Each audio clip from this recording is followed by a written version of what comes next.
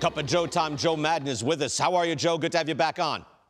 Great, BK. How are you, buddy? I'm doing well. We just came off an essay on the Soto trade, the Nationals, C.J. Abrams, Mackenzie Gore. They both have the same record, the Nationals and the Padres, Joe. That's what is the impetus of all this. Did the Nationals win that trade? I love the guys the Nationals got. I mean, looking at those guys play, Abrams is really an interesting fella. Mackenzie Gore is still going to be solid. At this particular juncture, you have to say that the Nationals won that trade. I love what the Nationals did. You can see what's happening right now. All these guys are getting their feet on the ground, and at a major league level, they're playing really well.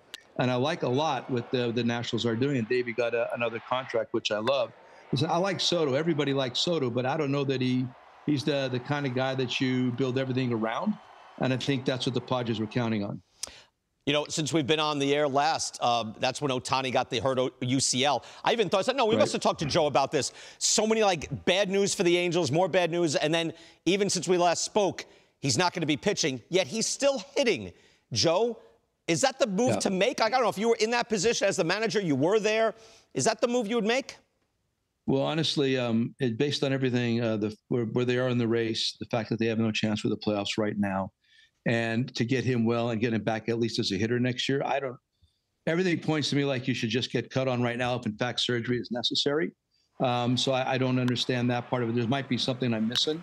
The only thing left for him to do right now would be to chase more numbers as a hitter because there's no way for this team to really catch anybody at this particular juncture. So it expedite next year for him as a hitter, knowing that he's not going to pitch until the next year anyway. I think you're just pushing everything back this way, and you're going to jeopardize some at-bats for him next year if you continue this way. Yeah, it's admirable in a way, but it doesn't make sense. I know it's nice that he wants to finish the season. He's playing for the Angels. Like, what are we doing? At a certain, he could easily be more selfish, Joe, right? I mean, it's thinking of himself in his new contract. Well, I mean, it's just not how he is. I mean, at the end of the day, he's always going to think about winning. He's there to help the Angels win. I know, unless he actually comes out and says why he's doing this, I'm still going to go with the fact that he's still more concerned about them winning. I think if at some point here, and I know for us, it's obvious that they do not have a chance at the playoffs, but when it comes really obvious to him that there's no chance, he may opt to go for the surgery. Right. It's in his best interest, but he wants to play on. Of course it is. Of course it is. Yankees and Rays. You were with the Rays a long time, Joe. I don't know if you saw everything over the weekend, but we have to ask the question, are the Yankees up to no good? Take a look at the clip here. We're always asking this. Well, you can try to tell from body language. Use your inner computer. We start with Carlos Rodon. That's down in the dirt, hits a guy. Then it's Isaac Paredes gets hit in the head by Ian Hamilton.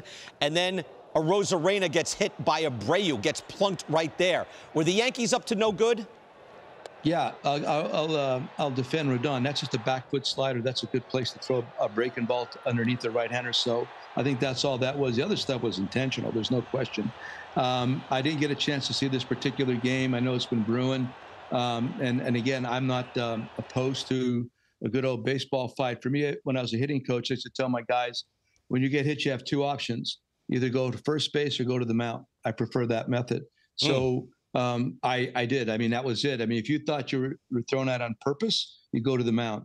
If you don't think that, just run to first base and just shut up. So right there, it was obvious that they were being thrown at. I think Rosarena finally got to that point. I saw when he got to third base. He was trying to steal bases to come back at them. That's cool. Right. But to me, if you feel like you've been thrown at intentionally, you have two options.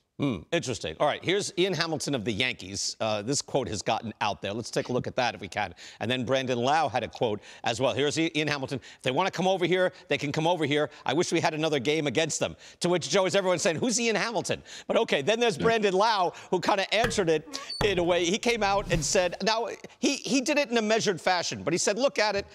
It's a last-place team against a team that's in contention. They're trying to ignite something over there, whatever, not worth our time. We're focused on bigger things right now than worrying about a little on-field scuffle. We need each game. They're not really in each game. How about that said about the Yankees? Well, it's true. It's true and accurate, so that's okay. But again, I mean, if somebody's throwing at me or if I'm in the batter's box or one of my guys, regardless of the standings, I'm still good with that. It's only going to serve to galvanize us even more. And there's going to be a carryover effect into next year. And I'm only saying this from experience. I mean, we did that In 2008, big fight in spring training with them, the Yankees, big fight during the season with the Red Sox. That's a big part of the ascension of the Rays. And I know they're established and they're there, but moving forward, you do not want them to grab your baton. You want to stay in front consistently. So sometimes you got to fight for your turf. I mean, there's nothing wrong with that. But now you were the team on the rise. You would win the pennant that year. I think we have footage of this, too. You're the team on the rise. The Yankees at this point, like, I don't know, it looks like sour grapes. It looks like, not a winning mentality, like just to get after people now when they're the big payroll club. Like this, all right, here's footage. Explain this to us in 2008. Yeah, that had happened. That's a spillover from a couple days before that. We played them at Steinbrenner Stadium, and Elliot Johnson pancaked Francisco Cervelli and broke his wrist.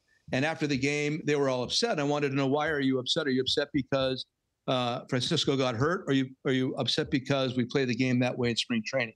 And I was hoping that they would say that if they accuse us of being a dirty play, that was one thing. But if they said we're playing too hard, I needed for them to say that to move on from there. Once they did, you don't play like that in spring training, then I could go to my guys and say, we play like that every day of the year. So when they came back with that response, it was perfect for me and us. So that's the beginning. That is the next game at Al Lang Field, and line drive off of Longo's glove. Shelley Duncan saw that as an opportunity, went in, really got his spikes high into our second baseman. I can't remember his name right. Iwamura that year.